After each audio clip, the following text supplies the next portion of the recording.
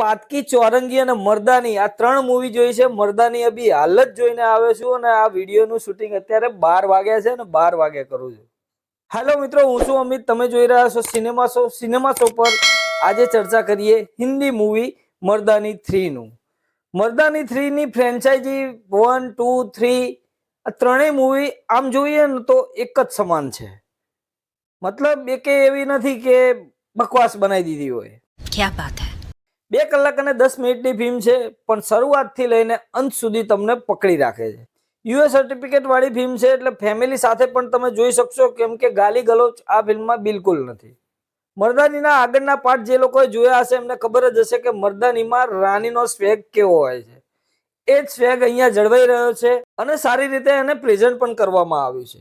આ ફિલ્મની અંદર મામલો કંઈક એવો છે કે હવે બોમ્બેથી બહાર નીકળીને નેશનલ લેવલ ઉપર ચાઇલ્ડ ટ્રાફિકિંગ વિશે આ કેસ સોલ્વ કરશે.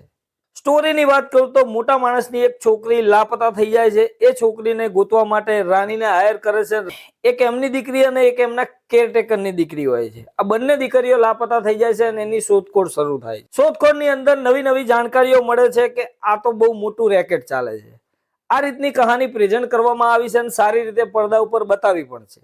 યશરાજ બેનરની ફિલ્મ છે એટલે ફિલ્મ પડદા ઉપર જોવામાં પણ આપણને મજા આવે છે અને લોકેશન, એની સિનેમેટોગ્રાફી જબરજસ્ત રીતે પ્રેઝન્ટ કરવામાં આવી છે.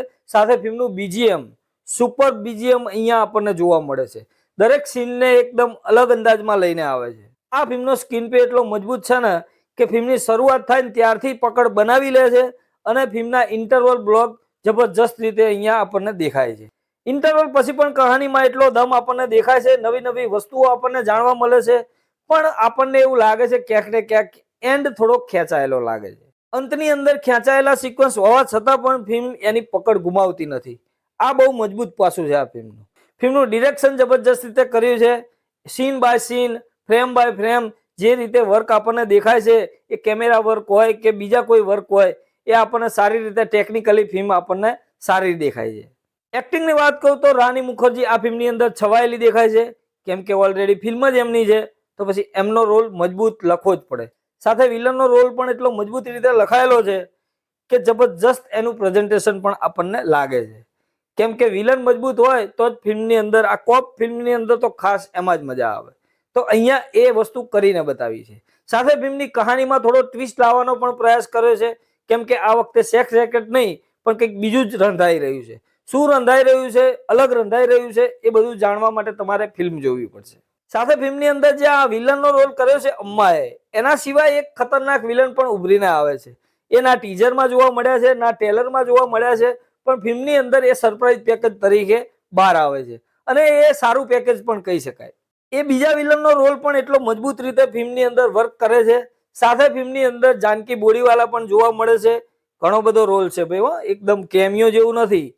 ફૂલ ફ્લેજર રોલ રાની મુખર્જી સાથે એમનો દેખાય છે અને સારી રીતે ફિલ્મની અંદર વર્ક કરે છે. પણ જાનકી બોરીવાલાની એક્ટિંગમાં મને થોડું એવું લાગ્યું, કચાશ લાગ્યું. મતલબ કે ચહેરાના એક્સપ્રેશન એટલા ઉભરીને નથી આવતા એવું મને પર્સનલી લાગ્યું.